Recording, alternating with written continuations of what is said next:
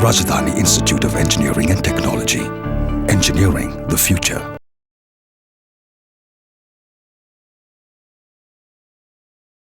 Today we have assembled here for an expert lecture on demand modeling, payment design and bus terminal design by engineer Shalini.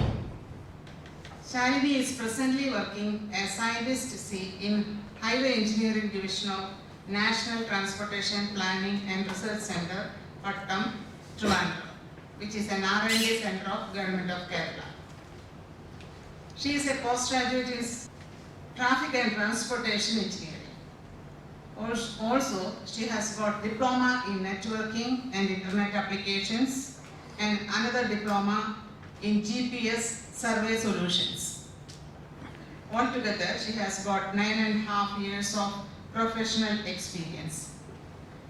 Her research interests and field of experience and expertise include highway materials and engineering, pavement engineering, and transportation engineering. I think that you are lucky to have Shalini for today's speech. I hope that you will gain maximum from the expert lecture that you are going to hear. And please make it an interactive session so that all your doubts in transportation engineering can be cleared during this discussion. With these words, I welcome Engineer Shalini to this session. A scientist in NATPAC. I'm dealing with the projects in transportation engineering field. And first of all, let me thank the principal sir, Dr. Satyakumar sir, and Ma'am Joycey Miss for having invited me to have a talk with you. You can interact with me and we'll be having a talk. It will be just like a talk rather than a lecture. Whatever things that we do in the field of transportation engineering as a civil engineer, we will be intending to enhance the transport infrastructure. So what all things we should do while we are oriented towards enhancing or increasing the transportation infrastructure.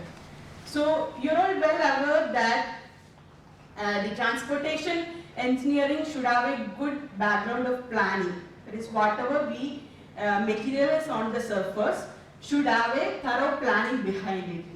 So transportation planning is the first and foremost step in transportation engineering, where we should plan everything that we are going to materialize on the surface. So in transportation planning, what all things we should plan? So how you should plan a transport infrastructure or a road infrastructure? For that, what should be the first thing that is coming into your mind before you are asked to plan a transport infrastructure? Let it be a road or let it be a network of roads. So what will you do as the first step? Yeah, you will have to do some surveys to collect the database. The surveys are always done to collect the database. So the database should be regarding what? It should be regarding the demand, right? You have studied in your economic classes that, about the concept of supply and demand. So everything that we supply in the market or every facility that we supply depends on some demand. Without a demand, there is no role for any supply, right? And there should be an equilibrium between the supply and demand. Then only the system works. So you are well aware that for anything to get marketed, for any market to succeed, there should be an equilibrium between supply and market. So first of all, you will have to estimate the demand for transport. Which all roads are needed, which all roads are not needed, which all roads has to be widened, which all roads has to be rehabilitated, how much traffic will come on one road, and which are the places from most of the trips are originating, which are the places which are attracting most of the trips, which are the modes they are adapting to for their trips, and what is the network they are using, and that network they are selecting based on what criteria. So a lot many questions arise when you plan something, when you plan an infrastructure. So all these details you should collect as a database before you plan something. So let me ask you about the trip that you have made today yourself. What's your good name? Shabana. Shabana, for today you have made a trip, right, towards your college. So what is the kind of trip that you have made? Depending on the purpose, how will you refer it as? Like, let me give a hint. Like, the trips could be of different types depending upon their purpose. Like, it could be a work trip, it could be an educational trip, it could be a recreational trip, it could be a shopping trip. So out of this, which was the kind of trip that you have made today morning? It was a relaxed trip for my education. So it was an Okay, it was an educational trip, right? What was your origin of trip? From which place you have started your trip? my boarding point is Nilamit and then my college is from Nilamit. Okay, your source of your trip is Nilamir and your destination? Your college, Nagaru. So you have got two answers for your trip. Two trip details you have got. Source of your trip and the destination of your trip. What was the mode that you have adopted to for your educational trip today? College bus. So there will be another person who will have a different source of trip, for all of you the destination remains the same, your college. But on all days you may be on all days you may be making different type of trips. Depending upon their purpose they vary, depending upon their destination they vary, and depending upon the kind of mode that you adopt to, it varies. So every trips that the people make in our society varies in one or the other kind, depending upon the different factors. So, and travel demand modeling is the most important aspect of transportation planning. So based on the demand only you can plan things, otherwise the system will fail. And transport demand and supply are the two important concepts or the two important criteria that you will have to research on while you plan for any infrastructure. And there is a concept of equilibrium which balances this. That is, the supply has to get balanced with the demand. And there is a meeting point of the supply and demand, and that meeting point is called the equilibrium. This is the same principle or the same concept that you have learned in your economics classes, where you will provide the supply for any kind of demand. And the equilibrium state will be reached where these two meet. And we know you may not have studied it, but those who are taking the elective of traffic planning or traffic engineering will be studying something regarding the four-step demand modeling. In the transportation planning process, there is a classical approach or there is a traditional method where you deal with the transportation demands. And that is referred as the four-step transportation demand modeling. And modeling is an important part of any large-scale decision-making process in any system.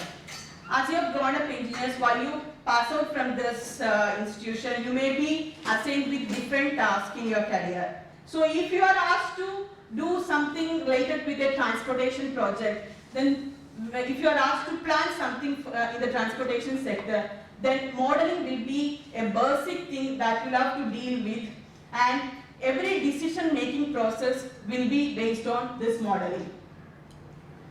And models which are some simplified representations of the system, at the same time complex enough to reproduce key relationships of the reality.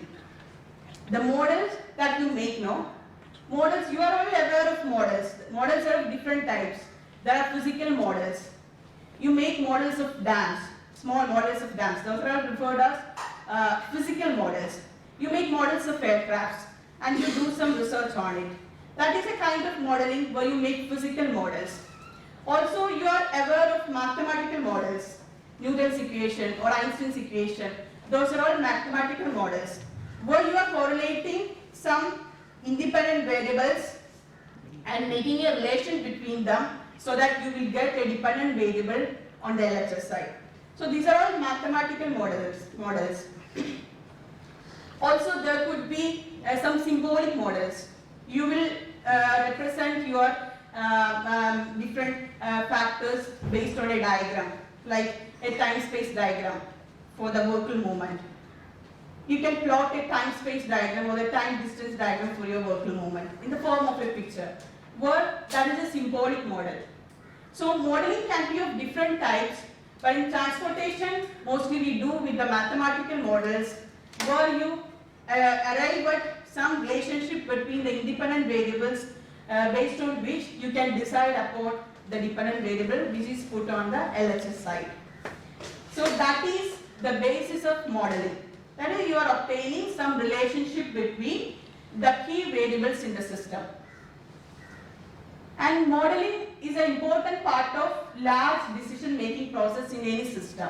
So if you are planning for any city, if you are making a comprehensive transportation planning for Trivandrum city, so a lot of roads are coming into your domain.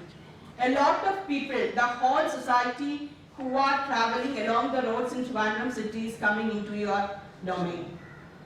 And the whole lot of vehicles operating in the system is also coming into your domain. So you will have to make, or you will have to plan the transportation infrastructure where you have to achieve at a balancing between the demand in the society and the supply. You have to plan your road networks, you have to assign the trips to different roads in the network, you have to find out the modal split, that is how many people are using this mode, how many people this mode, and what will be the allocation of these different modes to different road networks in the society, in the on the ground. So the whole lot of process involves a lot many steps, and the models seek to isolate key relationships and not to replicate the entire structure. That is, we may not be able to replicate every detail in the system, but it should be representative, it should be comprehensive. You know that every individual in the society cannot be taken into consideration while you plan for the city. But it should be the representation of the majority. It should be a comprehensive system. But every detail we may not be able to take into account. But it should satisfy the majority of the sections. So that is how we do modeling. And peculiarity of transport modeling. How the transport modeling differs from the other areas. The study of the behavior of individuals in making decisions regarding the provision and use of transport. You know, the important thing that is coming into planning of transportation infrastructure is the behavior of individuals. You cannot predict the behavior of individuals. No? You may have different likings than mine, and he may have different likings. So he will adopt his mode of choice. You will adopt your mode of choice. I can adopt my choice. And I can select a particular route to my destination. He can select a particular route. So everything will differ. And we cannot impose decisions on people. No, you must use this vehicle or you must use this road. We cannot impose decisions also.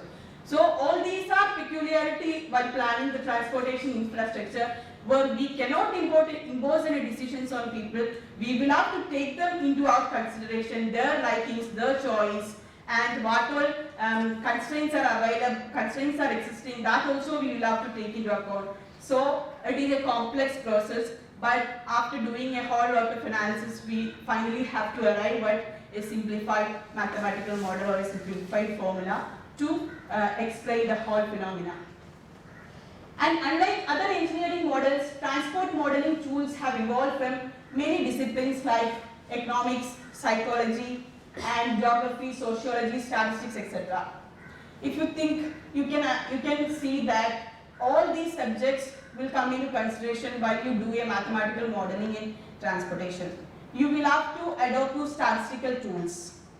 Statistics is an important part when we do any kind of mathematical modeling.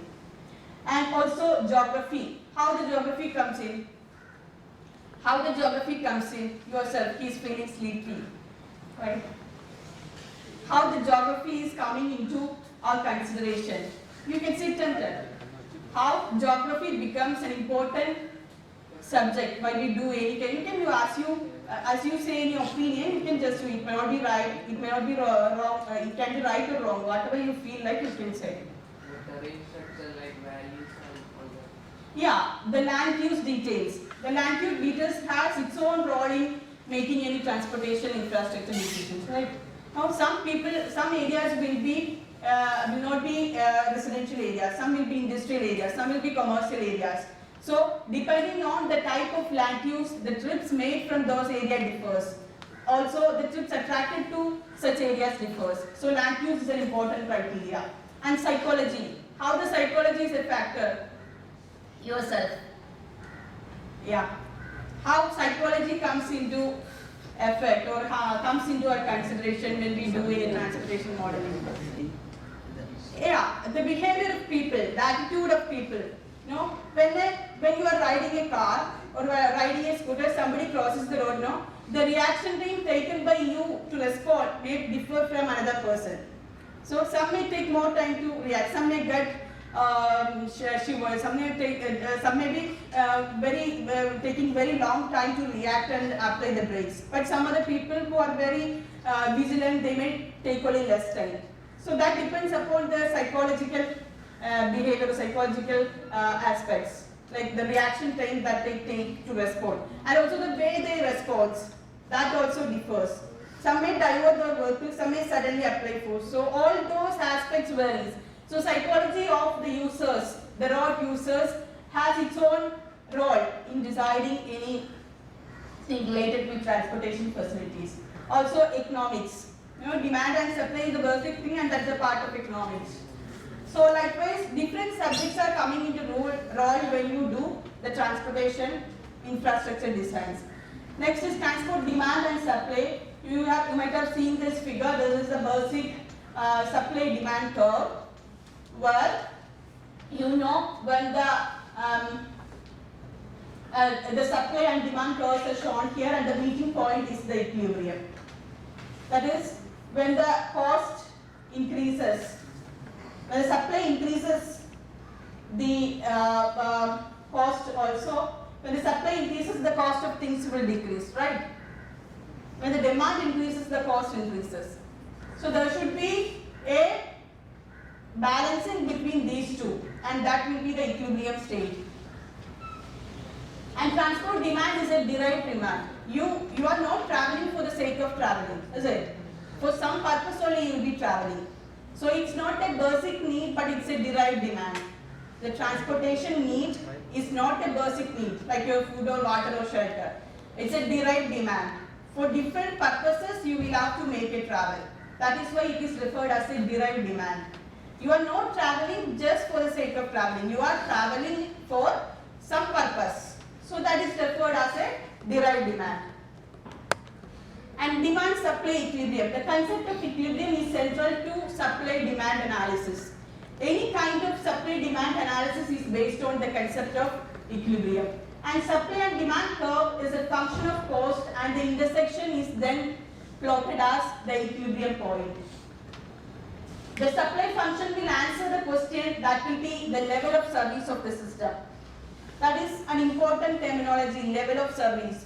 If you are dealing with more subjects in transportation engineering, or if you opt for an elective in transportation engineering, you will be coming across a terminology like level of service. The level of service is the comfort level that you enjoy on your roads. Different facilities will have different level of service. The level of service that you enjoy on an NH will be different from that you enjoy on a village road. So that is a comfort level or the quality level that we enjoy on different facilities. That is referred as the level of service. Actually, it is being in transportation engineering, the level of service varies from level A to level E.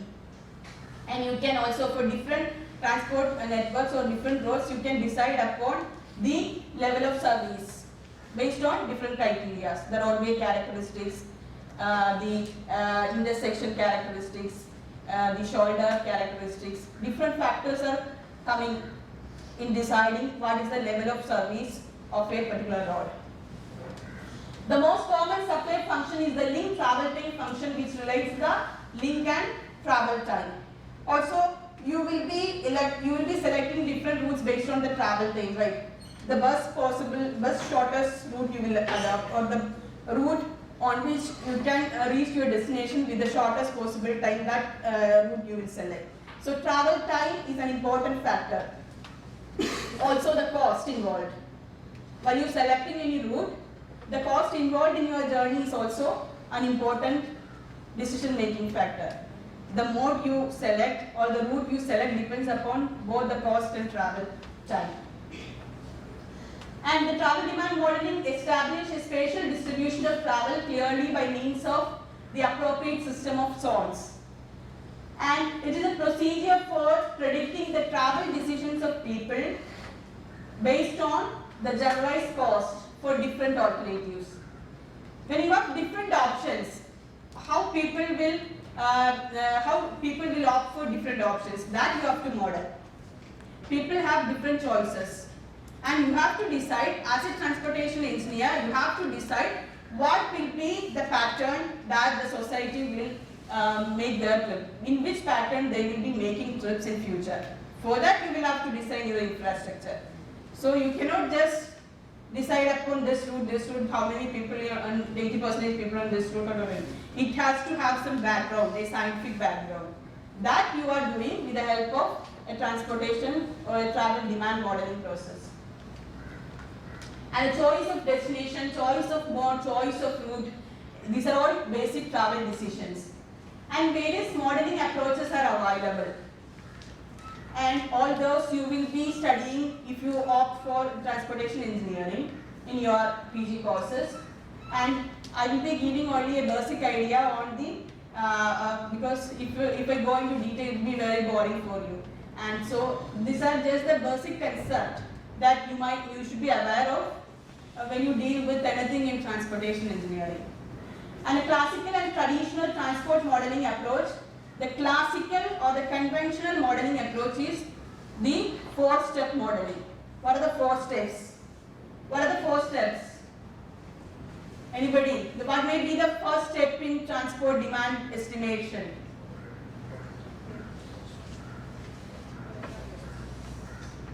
What is the first step here?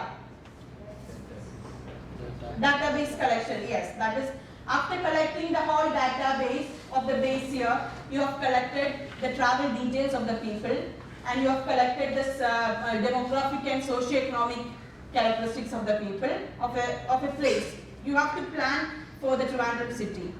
So you have collected all these details. Then what will be the next step?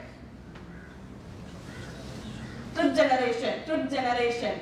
Trip generation means from where the trips are generated. You will have to make an estimate on what are the places where the trips are generated and how many trips are generated from each place. How will you do it? You have the whole study area of Trivandrum city. How will you do how many trips are generated from different places? First, you will have to divide the study area into zones. As you study in your survey and all know, you have to divide the whole to parts. When we are doing any complex thing, to simplify it, what is the method? What is the method? You have any decision making process. You have a whole question or a whole issue. You have to split it into parts. That is the first and foremost step that you have to do, right? For every process. So the whole study area has to be divided into different zones, and you can number it or code it. And by conducting the survey, household surveys you can do, or surveys at different workplaces you can do, and you can estimate the trips generated from each zone.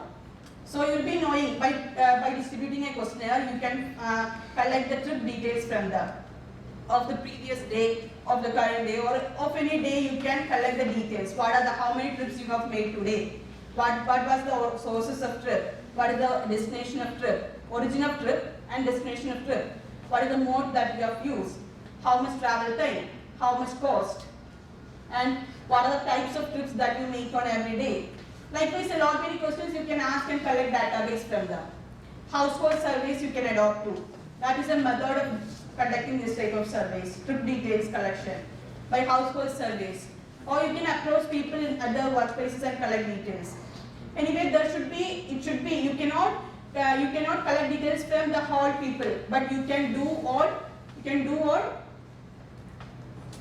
a survey on. You cannot do surveys on population, but you can do surveys on sample Sample is the terminology used for a representative fraction from a whole thing. Sample is a technical term. And you are doing, always you will be doing surveys on sample.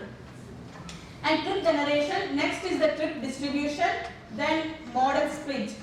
The trips generated, you will be knowing from which zones the trips originated, to which zones they go. And you can make the, if you have got in a place, if you have got 100 trips, you can distribute it in a matrix form. Is it? From these sources to these sources. You are familiar with matrices, right? So the same concept or the same pattern you can use here. You can distribute the trips in the society in the form of a matrix, from where you will get the sources, origins as well as the destinations. Then the model split. Model split means if there are 100 trips, the 100 trips will be on different modes. You will be coming by car, he may be coming by bike, she may be coming by bus. So the trips will, the mode adopted for the trips will vary. So that is model split. And trip assignment, the routes, which are the routes that you select for your trips. You can assign the trips to or allocate the 100 trips to different routes. That is trip assignment. Then output link flows or trip matrix. Finally, if you are collecting data for the base year, the current year, you will have to project it for a future year, right? Every design has to be for future, right? It not be for the current year, it has to be for the future. You have to do projections on it and make a trip matrix for the future. This is a procedure. Study area demarcation, first you have to do. Map studies you have to do. Then study area you have to demarcate. If it is a city, the corporation boundary you have to demarcate and then divide it into different zones. How could be the zones? How you can do zoning? If you have got Trivandrum, think. Just sitting is not good for interactive session. No, you have to think. Make whatever comes to your mind, you can say. Like how will you do zoning? How will you do sorting? For Trivandrum city, corporation. Different places are there. You can divide it into wards, right? For wards, there is from different departments or the different corporation. From the corporation itself, you will get a ward-wise demarcation. So that you can adopt to. You need not go to demarcate in the map. That is readily available. So you will have to adopt to whatever available for making your database. So zoning could be done in a ward-wise manner if it is for a city, for a town, etc. And the database identification of the transport networks in the system. You will have to make a dust study of the map. Now a lot many tools are there, Google Earth, Google Maps, Google Maps, everything is available. You can look into it and find out which are the road networks in it, existing road networks. And the base year levels of population, the database generation, first you will have to collect what? Demographic means population details. Socioeconomic means the income, gender, family details, personal details, all those comes into socio-economic details. So all those you will have to collect, and the trip purposes you will have to collect. So your database is ready now. By conducting questionnaire surveys, you have collected a representative data for the whole study section. And now the trip generation model. It is evolved based on the data to estimate the total number of trips generated and attracted by each zone. Now, if it is a residential place, the residential places will be mostly what? In the morning, it will be the origins of trips. In the evening, it will be the attraction point. But in the morning, it will be the origin of trips. And your workplaces will be the attraction zones, or your educational or institutional places will be the attraction zone. So trips generated and trips attracted. Trips produced and trips attracted. Both will come in the trips generation. So every day you will have a minimum of 2 trips. In the morning, from home to this direction, in the evening, reverse. So this by modeling that you will get a trip generation model. For trip generation model, you can have different approaches like growth factor method or regression method. All this you will study later if you opt for transportation engineering. Or in other subjects also, this regression analysis is coming and you can learn it. So that is a tool for doing modeling, trip generation modeling. That is, you will have to identify the independent variables. You will have to identify the dependent variable. So your independent variables will have some correlation so that it will decide what will be the dependent variable, what will be the value of the dependent variable. Likewise, you are making the equation, and that is in fact the modeling. And trip distribution models. Allocation of the trips from each zone to various other destination zones of the study area, and the output trip matrix which denote the trips from each zone to every other zone. That is distribution of the trips in a matrix form like this. From different zones it is originating and attracted towards different zones.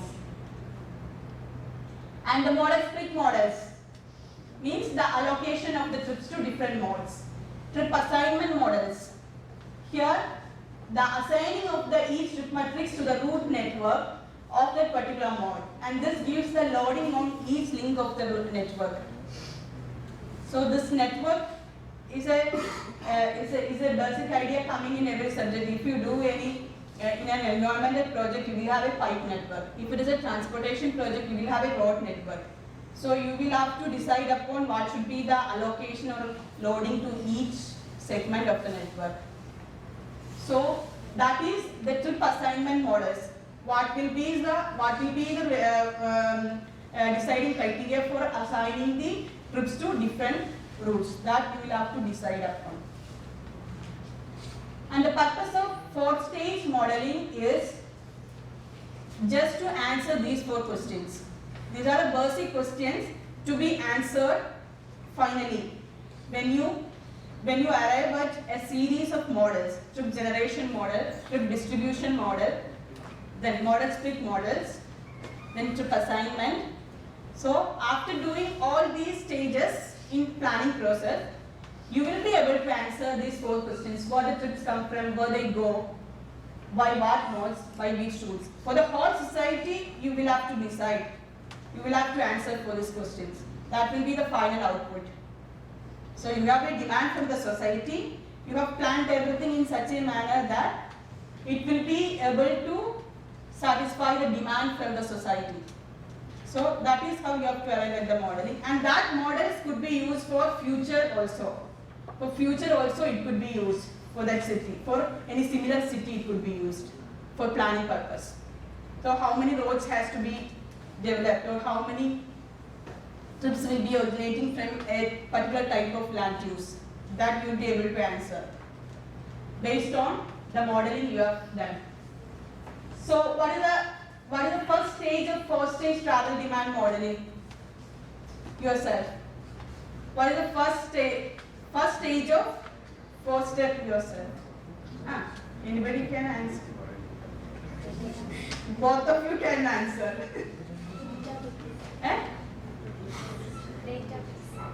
Database. So what? That is the background. That is the background of doing the 4-step analysis. First step is trip generation. Trip generation. So what will be the order in the 4th step? I am modeling in the details of onnum parnitilla, just the basic idea I have given you about the 4-step modeling, and ultimately I just want to transfer to you what is the 4 steps in a planning process and what is the order. At least these things you should take with you after the session also. That is my intention. So what is the order? A, B, C, D. Can you order it? Pardon? D, C, A, B. Right. So you are all very bright students. Okay. Now, so the conventional approach, the traditional approach of 4-step modeling is over. That is a traditional or conventional approach. And I have told you earlier there are many other approaches also, different from this. If you are if you are going into any R&D career, you will always have to look into different methods, varieties. So you cannot always go on the conventional path, right? The conventional path may not be the best always. You can adopt to different methods also. She's laughing. Why we should go? And we should adopt to different methods just because to see how the different tools will suit to different areas. Like the quick response travel demand estimation technique is such a different technique which you can adopt to. For some steady areas, it may be suitable. So, what is a quick response travel demand estimation technique? Means here you will be just taking into consideration, you are not taking all these 4 steps, you are just taking into consideration some parameters or variables which will have much influence on the decision making of the people. Income is a factor, right? Income of people is a basic variable deciding upon the trip details. The mode they adopt or the cost they are willing to spend, likewise. And also the population of an area is a factor which will decide how many trips will get generated from one place. Also, the other socioeconomic aspects like the travel time involved in a particular route or the cost involved are all factors which will decide on the trips, number of trips generated or the demand. So, the quick response technique or the QRT technique is a simplified technique based on transferable parameters where the secondary information is used as the basic input and easy to apply parameters you will use, and it will be cost effective. For the 4-step modeling now, for doing the whole exercise, it is a very cost involving process. Conducting the survey itself is a much cost is involved. Also, every stage for doing it, a lot of lakhs of rupees will be involved in doing the projects. So, if you want to do it for every city, it will be very much cost involving for any public sector to undertake it. So, what you can do is you can consider similar areas, similar cities or similar towns and take some transferable parameters, some parameters from these areas to model on.